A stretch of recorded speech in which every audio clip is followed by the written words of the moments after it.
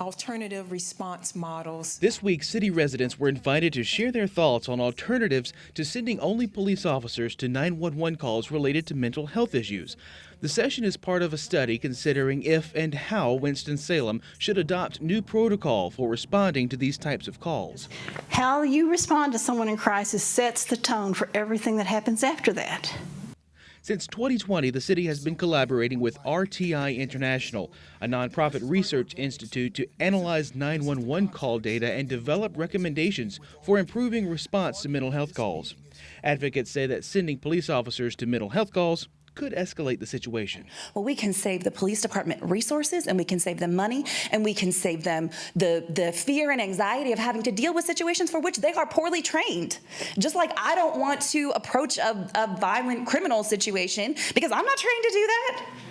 The goal of any form of alternative response would be to save the city money, reduce citations, arrests, and the use of force. Nearly a dozen cities in the United States have already implemented alternative protocols for responding to these type of calls. Most use co-response teams, which pair police officers with mental health professionals. This includes Greensboro, Raleigh, and Charlotte.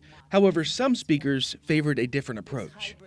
I am also for an alternative method, not for a co-response, simply because as an EMT, I've seen a co-response model done where I stood in my uniform as an EMT and I was respected by law enforcement and everyone that stood around me, while the patient that stood in front of me was disrespected, all in the same call.